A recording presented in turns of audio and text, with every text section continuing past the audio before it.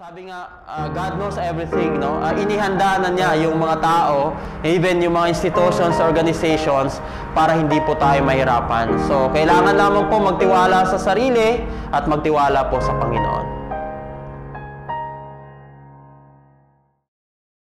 Ako pala si Jeric Dobria, and ako pinanganak na nakakita, but when I was 14 years old, nabulag po ako dahil sa retinal detachment dahil sa basketball. Yun yung naging dahilan ng pagkabulag ko. Nung 9 years old po ako ay na-aksidente din ako sa province namin, yung Seattle. But dahil kabataan nga, mahilig pa rin sa basketball. So one time or one day, naglalaro kami together with my friends.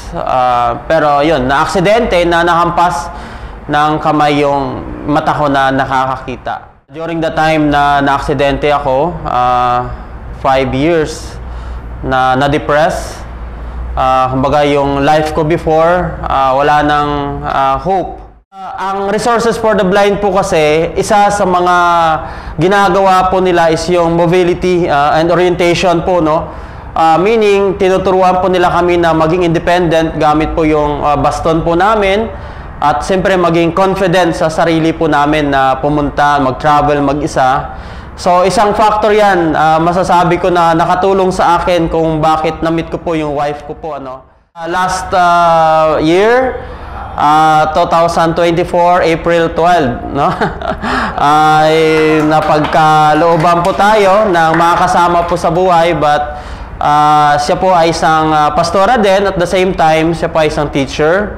So nakakita naman po siya. Doon sa personal experience ko rin naman, talagang dumarating po sa point na, lalo na sa mga newly blind po, no? Darating sa point na makakaranas din po talaga kayo ng depression, no? Kasi hindi naman yan yung life nyo before at na-experience ko po yan. But isang bagay na natutunan ko, una sa lahat, kailangan na i-accept, no? Acceptance.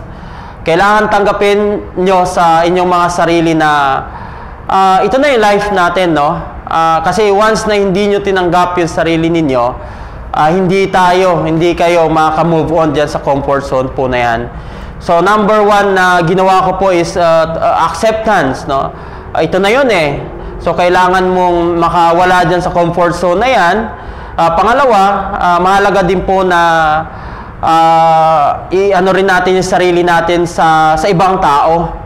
At marami na po mga institutions or organizations ngayon, like Resources for the Blind, na nag-o-offer na ng iba't ibang mga trainings, seminars, no, para matulungan tayo.